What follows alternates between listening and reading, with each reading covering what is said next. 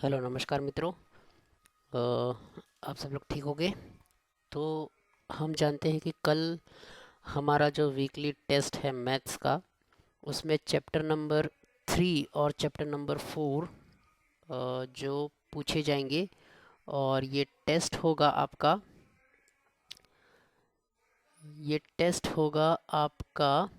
25 marks के लिए।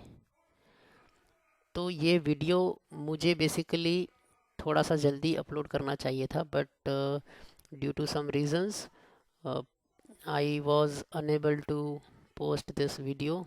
सो कोई बात नहीं, ये वीडियो जितना हो सकेगा कम लेंथ का, कम टाइम ड्यूरेशन का बनाऊंगा और सारे ही पॉइंट्स कवर करने की कोशिश करूंगा। तो चलिए ज़्यादा टाइम वेस्ट ना करते हुए सीधे बात करते हैं मुद्दे की। तो 25 मार्क्स का होगा। तो अब तक हमने जितने भी यूनिट टेस्ट दिए हैं उसी तरीके का क्वेश्चन पेपर होगा, जिसमें 13 क्वेश्चंस होंगे। और जो यूनिट टेस्ट में 4 सेक्शन होते थे, सेक्शन ए जिसमें 5 क्वेश्चंस और each question carry 1 marks, 1 mark वाले 5 question, section A. Section B होगा question number 6 to 10 each carry 2 marks. Section C होगा question number 11 and 12 each carry 3 marks. और सेक्शन डी होगा 13, क्वेश्चन नंबर 13, जो कि होगा 4 मार्क्स के लिए। तो ऐसे मिलाकर टोटल आपका 25 मार्क्स का पेपर होगा, कल का टेस्ट होगा। तो अब हम मुद्दे की बात करते हैं कि चैप्टर नंबर 3 में क्या है और चैप्टर नंबर 4 में हमने क्या सीखा है।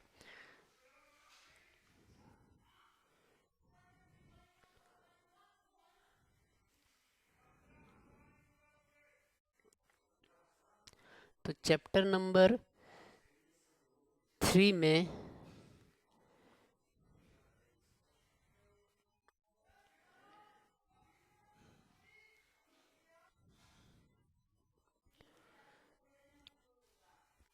चैप्टर नंबर 3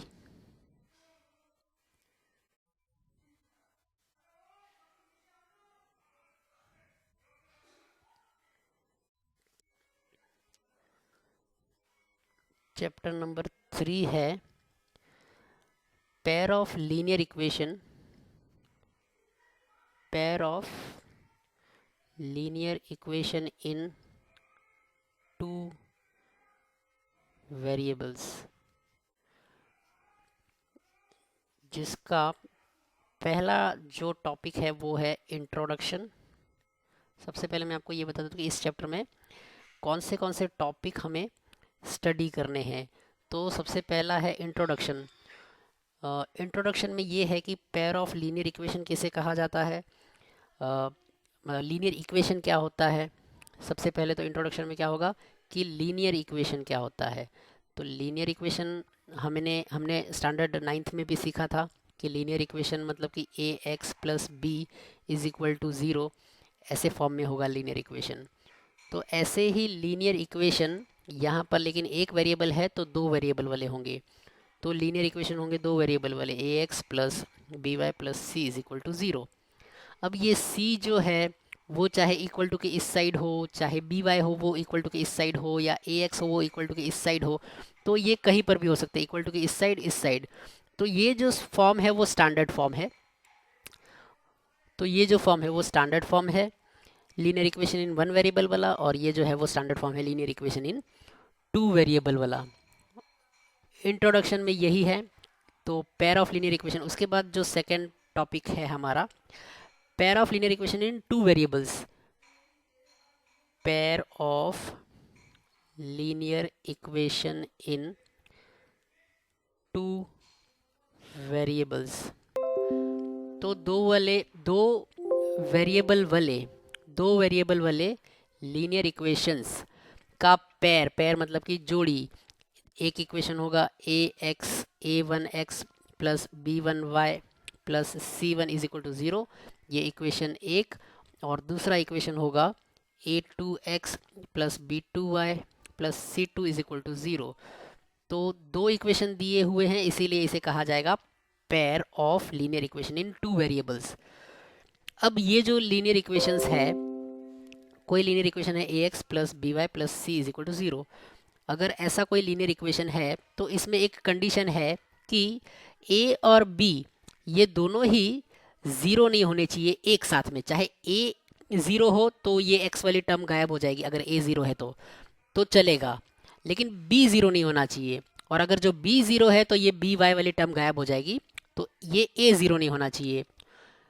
और या तो a ज़ीरो नहीं होना चाहिए या तो b ज़ीरो नहीं होना चाहिए। अगर लेकिन a ज़ीरो होगा तो चलेगा, तो फिर b ज़ीरो नहीं होना चाहिए, और अगर b ज़ीरो है तो a ज़ीरो नहीं होना चाहिए। तो ऐसे इसका मतलब कि a और b दोनों एक साथ में ज़ीरो नहीं होने चाहिए। तो ये एक कंडीशन है linear equation in two variables में, और इस कंडीशन को हम लिखते हैं a square plus b square does not equal to 0। तो ये कभी ये जो लिखा है ये तभी पॉसिबल हो पाएगा जब a और b दोनों ही साथ में ज़ीरो नहीं होंगे, तो ही a square plus b square is equal to 0 नहीं होगा।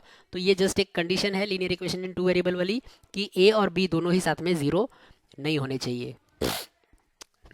तो ऐसा कोई इक्वेशन है, इसको हमें सॉल्व कैसे करना है, इसका अगर हम सॉल्यूशन फाइंड करें तो इसका सॉल्यूशन क्या होगा। तो इसका सॉल्यूशन का मतलब होता है कि x की कोई वैल्यू हम फाइंड करेंगे और y की कोई वैल्यू होगी, जो इस इक्वेशन में हम पुट करेंगे तो ये इक्वेशन ज़ीरो हो जाए, मतलब कि लेफ्ट हैंड साइड और राइट हैंड साइड इक्वल होने चाहिए। तो ऐसी कोई x की वैल्यू और ऐसी कोई y की वैल्यू, उसे हम कहेंगे सॉल्यूशन। तो हमें दो वैल्यू मिलेगी, एक वैल्यू मिलेगी x की और एक वैल्यू मिलेगी y की। तो ये जो हमने लिखा है पेयर, तो x और y की पेयर, इसे हम कहेंगे सॉल्यूशन। ठीक है, तो सॉल्यूशन होगा इस इक्वेशन का। तो इस सॉल्यूशन का, ये जो सॉल्यूशन मिला हमें x और y ब्रैकेट में लिखा है, तो इस सॉल्यूशन का ज्योमेट्रिकल मीनिंग क्या है। ये जो सॉल्यूशन मिला हमें लीनियर इक्वेशन का, तो ये हमेशा पेयर में मिलेगा। एक वैल्यू इस इक्वेशन में, एक वैल्यू मिलेगी आपको x की और एक वैल्यू मिलेगी आपको y की, और आप ऐसे इसे पेयर में लिखोगे। तो इसका ज्योमेट्रिकल मीनिंग क्या है। ज्योमेट्रिकल मीनिंग क्या है, मतलब कि अगर हम ax plus by plus c is equal to 0, इसका अगर हम ग्राफ ड्रॉ करेंगे तो क्या होगा। तो यहाँ पर तो एक ही इक्वेशन है, लेकिन हम स्टडी कर रहे हैं linear pair of linear equation, तो दो इक्वेशन होंगे। एक इक्वेशन होगा ax plus by plus c is equal to 0, दूसरा इक्वेशन होगा a2x plus b2y plus c is equal to 0। तो जो भी लीनियर इक्वेशंस होते हैं उनका ग्राफ, उनको अगर आप ग्राफ पेपर पे ड्रॉ करोगे तो एक स्ट्रेट लाइन आता है। तो पहले वाले इक्वेशन का एक स्ट्रेट लाइन मिलेगा आपको। अब वो स्ट्रेट लाइन ये रही। फॉर एग्जांपल पहला इक्वेशन ड्रॉ किया, उसका एक आपको ग्राफ ऐसे मिला। हर कोई लीनियर इक्वेशन का ग्राफ कैसा होता है, ये एक लीनियर इक्वेशन है तो लीनियर इक्वेशन का ग्राफ होता है ऐसा स्ट्रेट लाइन। और ये जो दूसरा इक्वेशन है उसका फॉर एग्जांपल आपको ग्राफ मिला ऐसा। तो ये जो सॉल्यूशन मिला हमें x कॉमा y, इस सॉल्यूशन का मतलब क्या होता है कि ये एक पॉइंट है जो ये दो लाइंस जहां पर इंटरसेक्ट कर रही है उसका कोऑर्डिनेट रिप्रेजेंट करता है। क्या रिप्रेजेंट करता है, ये जो सॉल्यूशन है वो ये कोऑर्डिनेट है x कॉमा y। तो ये है ज्योमेट्रिकल मीनिंग। इसके बाद हमें स्टडी करना है फॉर एग्जांपल ये जो ज्योमेट्रिकल मीनिंग है उसका एक और थोड़ा सा मैं एग्जांपल से एक्सप्लेन करने की कोशिश करता हूँ। एक एग्जांपल देता हूँ यहाँ पर आपको। एग्जांपल के लिए हम इक्वेशन ले लेते हैं। एक इक्वेशन है 2x plus 3y plus 5 is equal to 0, या फिर 2x plus 3y is equal to 5। ये एक लीनियर इक्वेशन है और इस लीनियर इक्वेशन का सॉल्यूशन है 1 1। तो इस सॉल्यूशन का ज्योमेट्रिकल मीनिंग क्या हुआ? इस सॉल्यूशन का ज्योमेट्रिकल मीनिंग ये हुआ कि अगर हम इस इक्वेशन का ग्राफ ड्रॉ करेंगे तो जो भी स्ट्रेट लाइन हमें मिला उस स्ट्रेट लाइन के ऊपर ये पॉइंट कहीं पर तो होगा, 1 और 1। तो सॉल्यूशन का ज्योमेट्रिकल मीनिंग ये होता है कि उस इक्वेशन के, वो इक्वेशन है एक स्ट्रेट लाइन और ये जो पॉइंट है ये उस इक्वेशन के उस लाइन के ऊपर है। तो ये है ज्योमेट्रिकल मीनिंग। तो x की जगह पे आप 1 पुट करोगे और y की जगह पे 1 पुट करोगे तो इज इक्वल टू 5 आएगा और ये जो पॉइंट है वो इस लाइन के ऊपर है।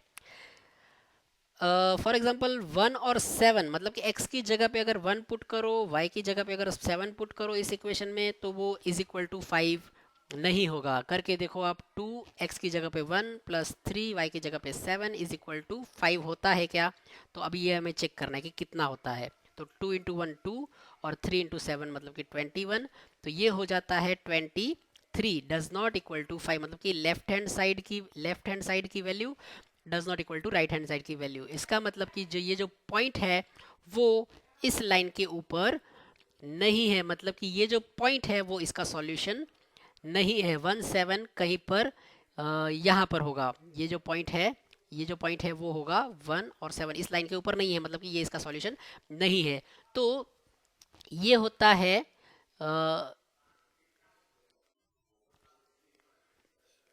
होता है सॉल्यूशन का ज्योमेट्रिकल मीनिंग। तो pair of linear equation in 2 variables, उसके बाद हमने देखा है geometrical meaning of solution of linear equation. तो हमने क्या देखा? हमने देखा कि पेयर ऑफ लीनियर इक्वेशन क्या होता है। सबसे पहले तो लीनियर इक्वेशन क्या होता है, और अगर दो लीनियर इक्वेशन है तो पेयर ऑफ लीनियर इक्वेशन। और जो लीनियर इक्वेशन का सॉल्यूशन होता है वो ऐसा फॉर्म में होता है, एक x की वैल्यू मिलेगी, एक y की वैल्यू मिलेगी। तो ये जो सॉल्यूशन है उसका ज्योमेट्रिकल मीनिंग क्या होता है? तो जब हम लीनियर इक्वेशन का ग्राफ ड्रॉ करेंगे तो ये जो पॉइंट है वो उस लाइन के ऊपर होगा, ये होता है इसका ज्योमेट्रिकल मीनिंग। तो आगे बढ़ते हैं। इसके बाद पेयर ऑफ लीनियर इक्वेशन है तो पहला इक्वेशन और उसका आप ग्राफ ड्रॉ करोगे। तो पहले इक्वेशन का पहला लाइन आपको मिला, फॉर एग्जांपल ऐसे पहला लाइन मिला, और फिर दूसरा इक्वेशन और उसका लाइन आपको मिला, उसका ग्राफ ड्रॉ किया, उसका लाइन आपको ऐसे मिला। तो ये भी हो सकता है, ऐसा भी हो सकता है। अगर पहले इक्वेशन का आपने लाइन ड्रॉ किया, इसको मैं फिर से यहाँ पे ड्रॉ कर देता हूँ। तो अगर आपने पेयर ऑफ लीनियर इक्वेशन, मतलब कि आपको दो इक्वेशन दिए हुए हैं, तो 3 सिचुएशंस हो सकती है। तो अगर आपने, तो ये 3 सिचुएशंस में यहाँ पे रिप्रेजेंट करता हूँ। ये सिचुएशन नंबर 1। सेकंड क्या हो सकता है, और ये थर्ड सिचुएशन, ये एक्स एक्सिस, ये वाई एक्सिस, ये एक्स एक्सिस और ये वाई एक्सिस। तो एक इक्वेशन दिया हुआ है a1x plus b1y plus c is equal to 0, ये है इक्वेशन नंबर 1। और इक्वेशन नंबर 2 दिया हुआ है a2x plus b2y plus c is equal to 0, ये है इक्वेशन नंबर 2। तो जब आप इक्वेशन नंबर 1 और इक्वेशन नंबर 2 का ग्राफ ड्रॉ करोगे तो 3 पॉसिबिलिटी हो सकती है।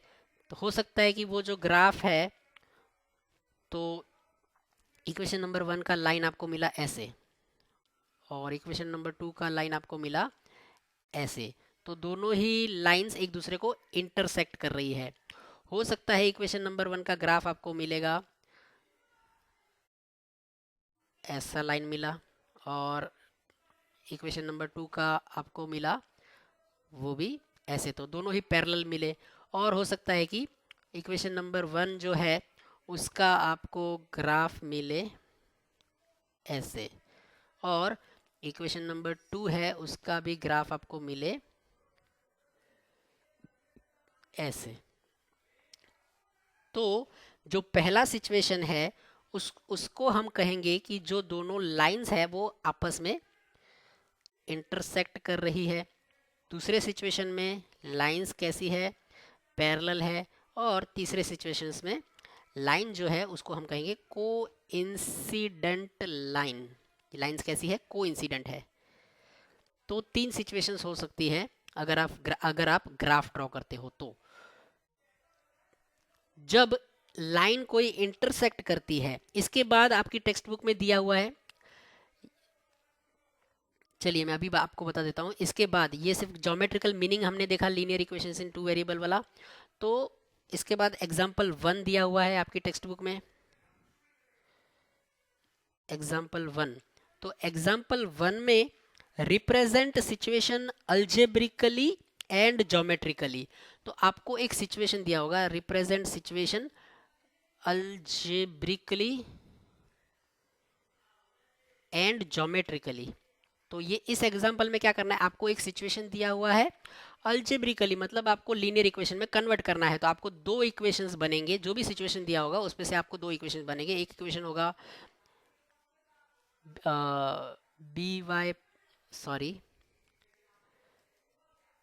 एक इक्वेशन मिलेगा ax plus b1y plus c is equal to 0, और दूसरा इक्वेशन मिलेगा a2x प्लस b2y प्लस ये c1 और ये c2 इज इक्वल टू 0।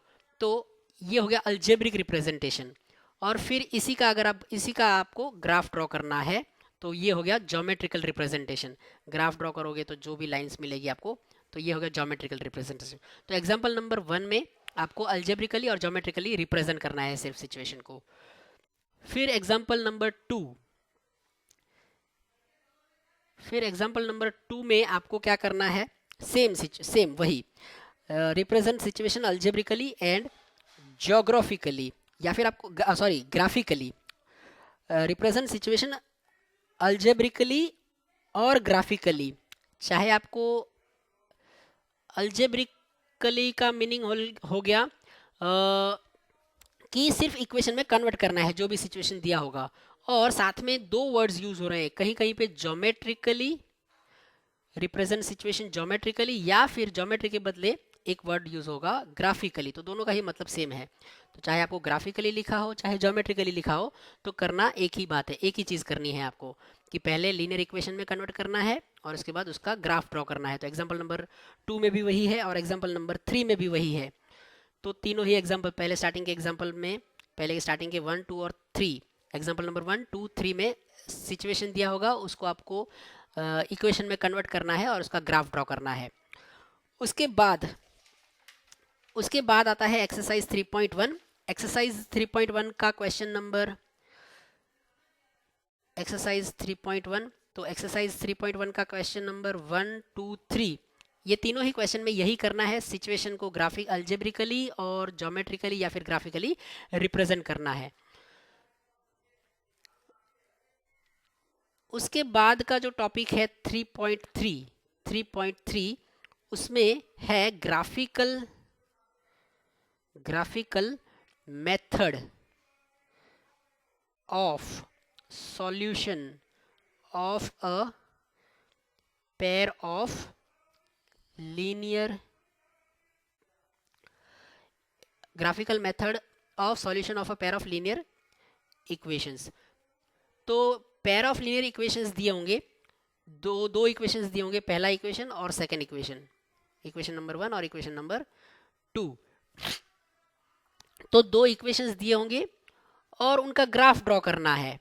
तो 2 इक्वेशन का ग्राफ आप ड्रॉ करोगे तो आपको, जैसा कि मैंने ऊपर बताया, 3 में से एक सिचुएशन आपको मिलेगी। हो सकता है कि दोनों ही इक्वेशन का ग्राफ ऐसा आए, हो सकता है कि इक्वेशन का ग्राफ ऐसा आए, दोनों ही लाइन एक दूसरे के ऊपर मिले, और हो सकता है कि जो ग्राफ आप ड्रॉ कर रहे हो वो ऐसा बने। ये पहली वाली लाइन, पहला वाला इक्वेशन का ग्राफ, और ये दूसरा वाला इक्वेशन का ग्राफ। अगर आपको 3 सिचुएशन ऐसी पॉसिबल हो सकती है, तो जो पहला वाला जो आप सिचुएशन देख रहे हो जिसमें दोनों ही लाइन आपस में इंटरसेक्ट कर रही है, तो यूनिक सॉल्यूशन होगा। यूनिक सॉल्यूशन मतलब कि जिस पॉइंट पे वो पॉइंट है, फॉर एग्जांपल x और y, कोई पॉइंट है 1 2 हो सकता है, 3 4 हो सकता है, -1 माइनस कुछ भी हो सकता है, तो वो जो पॉइंट है वही इस पेयर ऑफ लीनियर इक्वेशन का सॉल्यूशन है। यूनिक सॉल्यूशन मतलब कि एक ही सॉल्यूशन मिलेगा आपको। तो अगर सॉल्यूशन है तो इसे कहेंगे हम consistent consistent pair of linear equation, consistent pair of linear equation. तो इस पेयर ऑफ लीनियर इक्वेशन को हम क्या कहेंगे, कंसिस्टेंट है, अगर वो जो आपने ग्राफ ड्रॉ किया है वो इंटरसेक्ट कर रहा है। तो अगर ग्राफ कुछ इस तरीके से मिला, मतलब कि दोनों ही लाइन एक दूसरे के ऊपर है, तो इसे हम कहेंगे को इंसिडेंट लाइंस। तो ये लाइंस कैसी है, को इंसिडेंट लाइंस है। तो अगर को इंसिडेंट लाइंस है तो फिर एक पॉइंट तो है नहीं, बहुत सारे पॉइंट है, 1 2 3 4 5 6 ऐसे इनफाइनाइट पॉइंट्स है जो इन दो इक्वेशंस का सॉल्यूशंस है। तो इनफाइनाइट सॉल्यूशंस मिलेंगे आपको।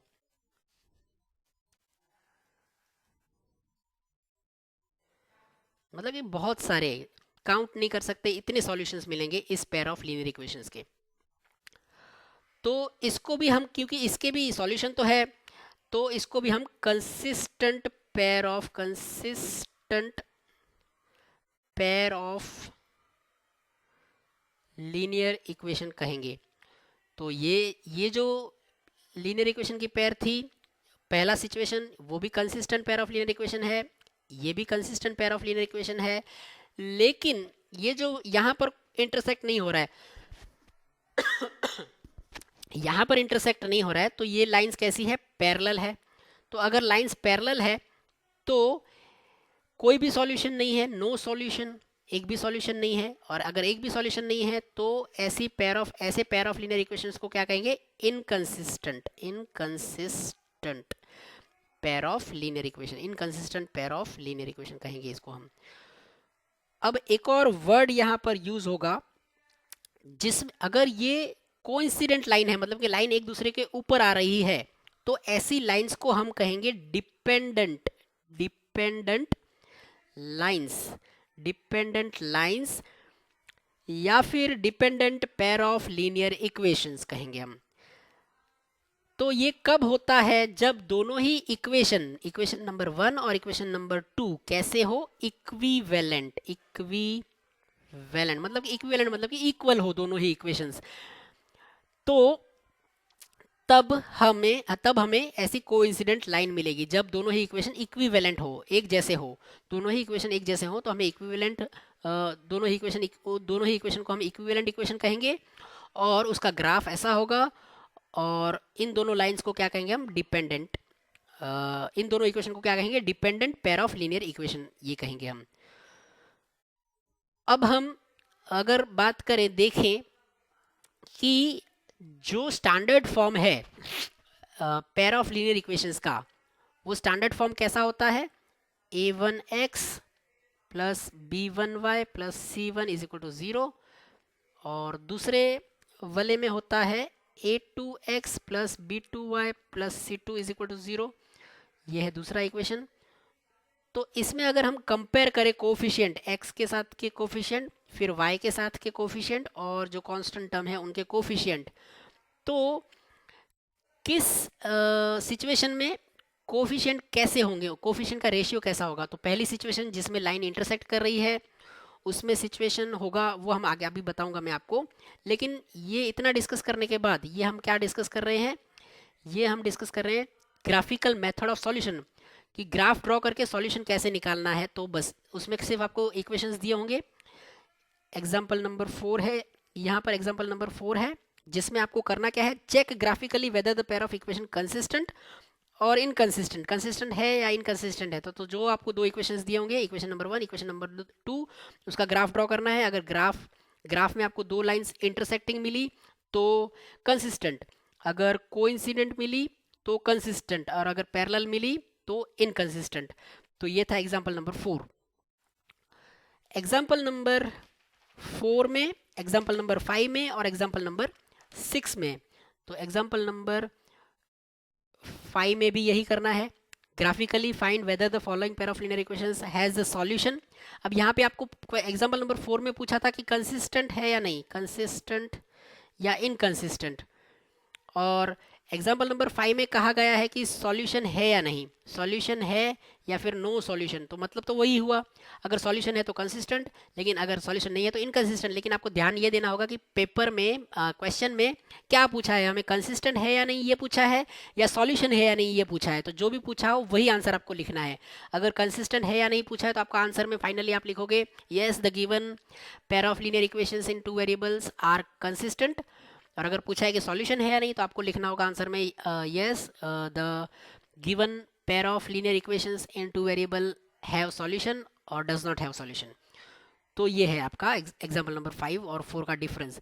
फिर एग्जाम्पल नंबर 6 में एक सिचुएशन दिया है, उस सिचुएशन के ऊपर से आपको दो इक्वेशन बनाने हैं, इक्वेशन नंबर 1 और इक्वेशन नंबर 2, मतलब कि लीनियर इक्वेशन आपको बनाने हैं, और फिर उन दोनों ही लीनियर इक्वेशन का आपको ग्राफ ड्रॉ करना है, और फिर ग्राफ के ऊपर से बताना है कि सॉल्यूशन है या नहीं। ठीक है, तो एग्जाम्पल नंबर 6 था। इसके बाद एक्सरसाइज 3.2, एक्सरसाइज 3.2 में हमें क्वेश्चन नंबर 2 करना है।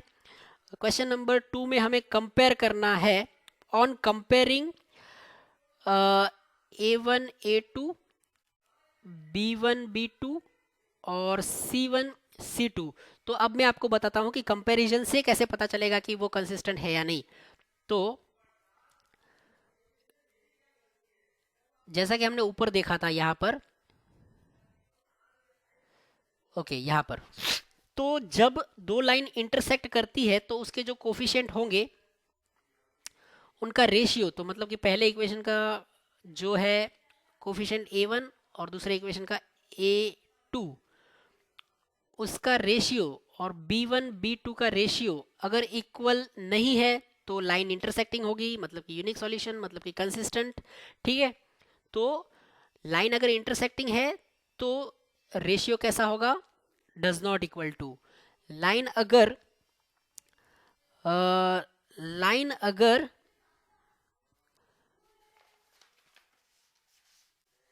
कोइंसिडेंट है, लाइन अगर कोइंसिडेंट है तो रेशियो क्या होगा, A1 A2 is equal to B1 B2 is equal to C1 C2, मतलब कि तीनों के तीनों इक्वल, तीनों का रेशियो इक्वल होगा तो कोइंसिडेंट। और पैरेलल है तो A1 डिवाइड बाय A2 और B1 डिवाइड बाय B2 तो इक्वल होगा, लेकिन C1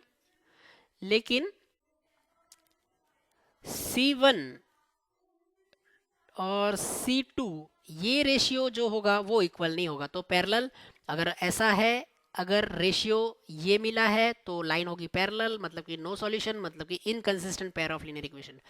अगर रेशियो ये मिला है तो कोइंसिडेंट है तो इनफाइनाइट सॉल्यूशन, मतलब कि कंसिस्टेंट, और ऐसे दोनों लाइंस को क्या कहेंगे, डिपेंडेंट लाइंस कहेंगे।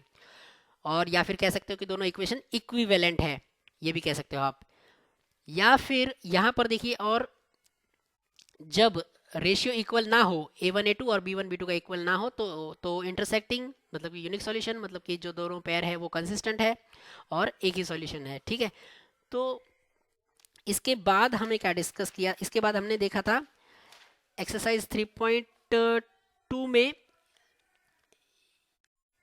ये था क्वेश्चन नंबर 2 कि कंपेयर करना है इनका रेशियो क्या है, इक्वल है या नहीं है, और बताना है कि लाइन इंटरसेक्टिंग है, पैरेलल है या कोइंसिडेंट है। लाइन कैसी है, इंटरसेक्टिंग है, क्या वो पैरेलल है या फिर कोइंसिडेंट है लाइन, ये बताना है। और क्वेश्चन नंबर 3 में, एक्सरसाइज 3.2 का क्वेश्चन नंबर 3 में हमें ये बताना है, यही कंपेयर करके ही बताना है। सेम क्वेश्चन नंबर 2 और क्वेश्चन नंबर 3 दोनों ही सेम है, लेकिन यहाँ पर सिर्फ हमें बताना था कि इंटरसेक्टिंग है, पैरेलल है या कोइंसिडेंट है, और इसमें बताना है कि कंसिस्टेंट है या इनकंसिस्टेंट है।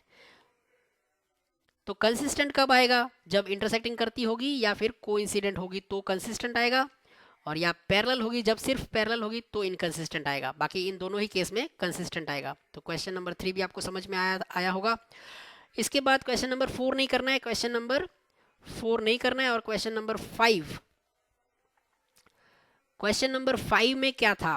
क्वेश्चन नंबर 5 में सिचुएशन दी होगी आपको, और उस सिचुएशन के अकॉर्डिंग आपको जो भी दो सॉल्यूशन मिलेंगे, जो भी दो इक्वेशन मिलेंगे उनका सॉल्यूशन फाइंड करना है। तो सॉल्यूशन आप ग्राफिकली फाइंड करोगे, ठीक है। जो सॉल्यूशन आपको मिला तो ग्राफ के ऊपर से आप ग्राफ देख के पता सकते हो कि वो दो लाइंस कंसिस्टेंट है या इनकंसिस्टेंट है। और कंसिस्टेंट है तो फिर सॉल्यूशन यूनिक है या फिर मतलब कि इनफाइनाइट सॉल्यूशन है। अगर सॉल्यूशन आया तो लाइंस कंसिस्टेंट है या इनकंसिस्टेंट है, और कंसिस्टेंट है तो यूनिक सॉल्यूशन है या फिर इनफाइनाइट सॉल्यूशन है, ठीक है। ये बताना है आपको क्वेश्चन नंबर 5 में। उसके बाद क्वेश्चन नंबर 6 और 7, क्वेश्चन नंबर 6 और क्वेश्चन नंबर 7 आपको नहीं करना है। उसके बाद 3.4 जो टॉपिक है वो है 3.4। तो टॉपिक 3.4 क्या है? Algebraic method. तो ये हमने ग्राफिकल मेथड देखा, अलजेब्रिक मेथड देखना है हमें, algebraic method of solving linear pair of equation. और अलजेब्रिक मेथड में 3 मेथड्स हैं। सबसे पहला मेथड है सब्स्टिट्यूशन मेथड। तो सब्स्टिट्यूशन मेथड में क्या होता है? तो सब्स्टिट्यूशन मेथड में ये होता है, इसमें सब्स्टिट्यूशन मेथड वाले एग्जाम्पल नंबर 7 से लेकर एग्जाम्पल नंबर 10 तक जितने भी एग्जाम्पल है वो सारे के सारे सब्स्टिट्यूशन मेथड वाले हैं। तो सब्स्टिट्यूशन मेथड में क्या होता है? दो इक्वेशन होते हैं, ax plus a1x plus b1y plus c1 is equal to 0, ये इक्वेशन नंबर 1। और a2x plus b2y plus c1 is equal to 0। अब इक्वेशन स्टैंडर्ड फॉर्म में दिए हो या ना दिए हो, अगर नहीं दिए हो तो स्टैंडर्ड फॉर्म में कन्वर्ट कर लो। उसके बाद आपको क्या करना है, पहले वाले इक्वेशन में या फिर दूसरे वाले इक्वेशन में, चाहे जो जिस इक्वेशन को आप सिलेक्ट करो वो, तो पहले वाले इक्वेशन में x की वैल्यू निकालनी है। तो x की वैल्यू निकालनी है आपको पहले वाले इक्वेशन में। तो आप x को ही सिर्फ लेफ्ट हैंड साइड पे रखोगे, बाकी जो कुछ भी है यहाँ पर, जो कुछ भी उसको सबको राइट हैंड साइड पे लेके जाओगे। तो क्या मिलेगा आपको? Minus b1y plus c1 divide by a1, ऐसे आपको x की वैल्यू निकालनी है। एक बाजू सिर्फ x की वैल्यू रखनी है, बाकी सब कुछ इस साइड लेके जाना है। और फिर इस x की वैल्यू को आप इक्वेशन नंबर 2 में पुट करोगे, जहां पर x है वहां पर आप ये वैल्यू पुट करोगे, ये वाली। तो आपको y की वैल्यू मिलेगी। तो जो y की वैल्यू मिलेगी आपको, उस y की वैल्यू को फिर आप फिर से इसमें पुट कर दीजिए, x यहाँ पर y की जगह पे, ये जो y की वैल्यू मिली आपको उसको पुट कर दीजिए इसमें y की जगह पे, तो आपको x की वैल्यू मिलेगी, ठीक है। तो आपको x की वैल्यू मिल जाएगी। तो ये है सब्स्टिट्यूशन मेथड, और ये सब्स्टिट्यूशन मेथड के एग्जांपल नंबर 7 से लेकर 10 तक सारे के सारे सब्स्टिट्यूशन मेथड के एग्जांपल है। फिर दूसरी अलजेब्रिक मेथड है हमारी, दूसरी अलजेब्रिक मेथड है एग्जांपल नंबर 7 से 10 के बाद आपका आता है एक्सरसाइज 3.3। एक्सरसाइज 3.3 में क्वेश्चन नंबर 1 और क्वेश्चन नंबर 2 ही करना है, जो कि सब्स्टिट्यूशन मेथड से आपको सॉल्व करना है। उसके बाद सेकंड मेथड आता है एलिमिनेशन मेथड। एलिमिनेशन मेथड में हमें क्या करना था? a1x b1y plus c1 is equal to 0, ये पहला equation. a2x plus b2y plus c2 is equal to 0। इसमें आपको कोई एक वेरिएबल को एलिमिनेट करना है। उसके लिए आपको जो ये a1 और a2 है या b1 और b2 है उसको इक्वल करना पड़ेगा। तो इसके लिए आपको चाहे इक्वेशन नंबर 1 को किसी नंबर से मल्टीप्लाई करना पड़ेगा या फिर इक्वेशन नंबर 2 को किसी नंबर से मल्टीप्लाई करना पड़ेगा। और हो सकता है कि इक्वेशन नंबर 1 और 2 को दोनों को ही किसी नंबर से मल्टीप्लाई करना पड़ सकता है। इसको फॉर एग्जांपल 3 से, तो इसको 4 से मल्टीप्लाई करना पड़ सकता है, या फिर किसी एक को ही मल्टीप्लाई करके आप दोनों जो वेरिएबल है उनमें से किसी एक को इक्वल कर दो, चाहे x वेरिएबल वाले को इक्वल करो चाहे y वेरिएबल वाले को इक्वल करो। और उसके बाद इक्वेशन नंबर 1 और इक्वेशन नंबर 2 में से जिसमें से जो चाहे आप माइनस कर सकते हो, जो बड़ा हो उसको ऊपर रखो, जो छोटा हो उसको नीचे रखो और माइनस करो। जब माइनस करो तो ये जो साइन है वो चेंज करनी इंपॉर्टेंट है। उसके बाद ये जो ऊपर वाली साइन है उसको कंसिडर नहीं करोगे, नीचे वाली साइन को कंसिडर करोगे, इस साइड भी आप साइन चेंज करोगे। फिर एक वेरिएबल एलिमिनेट हो जाएगा तो दूसरे वेरिएबल की वैल्यू मिलेगी, y is equal to something आपको मिलेगा, और उस y की वैल्यू फिर से किसी एक इक्वेशन में पुट कर दोगे तो आपको x की वैल्यू मिल जाएगी। तो ये था एलिमिनेशन मेथड। एलिमिनेशन मेथड में एग्जाम्पल नंबर सॉल्व एग्जाम्पल जो है वो एग्जाम्पल नंबर 11 से लेके 13 तक के एग्जाम्पल्स हैं वो एलिमिनेशन मेथड वाले हैं। एक्सरसाइज 3.4 है जिसका क्वेश्चन नंबर सिर्फ 1 ही करना है। और जो तीसरी मेथड है हमारी वो है, तीसरी जो मेथड है वो है क्रॉस मल्टीप्लिकेशन की मेथड, जो कि एग्जाम से ये नहीं पूछी जाएगी, क्रॉस मल्टीप्लिकेशन मेथड नहीं पूछी जाएगी।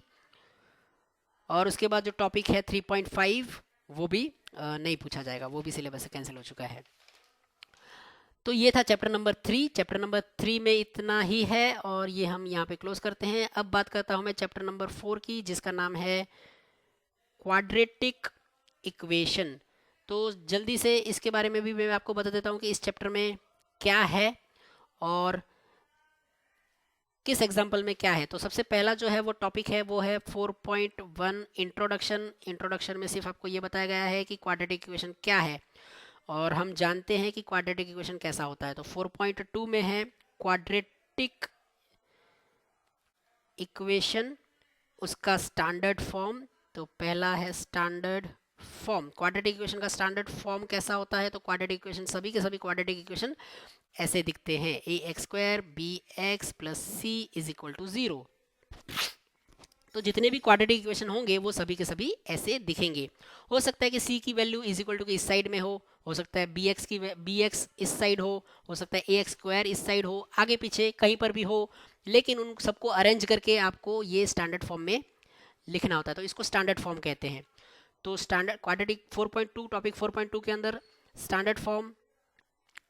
उसके बाद एग्जाम्पल नंबर जो 1 है, एग्जाम्पल नंबर 1 है उसके अंदर 2 सिचुएशन दी गई है और उन दोनों ही सिचुएशन को क्वाड्रेटिक जो सिचुएशन है उनको सिर्फ आपको कहा गया है कि मैथमेटिकली रिप्रेजेंट करो, represent this situation mathematically.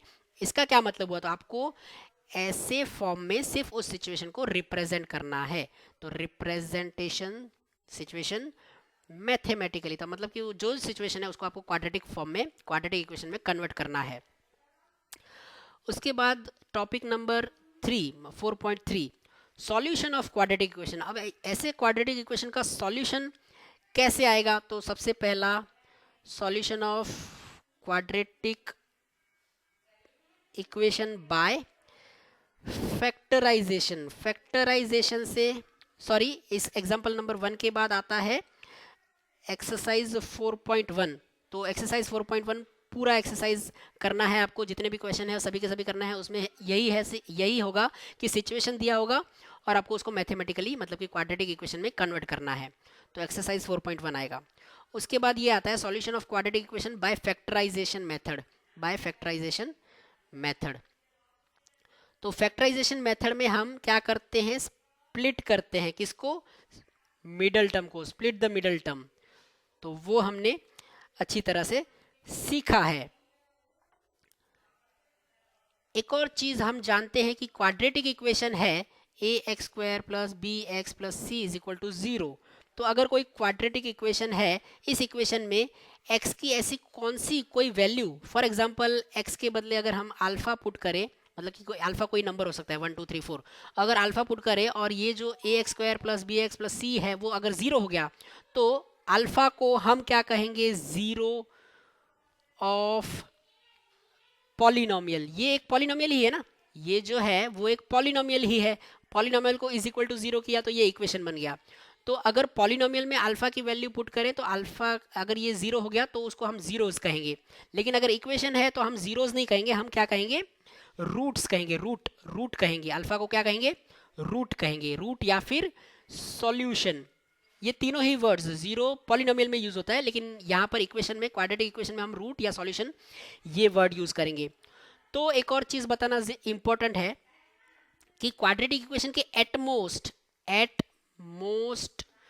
To roots, मतलब कि quadratic equations can have at most two roots. At most का क्या मतलब होता है? ज्यादा से ज्यादा, वधारे मा वधारे, या फिर हिंदी में कहें तो ज्यादा से ज्यादा, ज्यादा से ज्यादा मतलब ज्यादा से ज्यादा दो ही, ज्यादा से ज्यादा दो रूट हो सकते, दो से ज्यादा रूट्स नहीं हो सकते।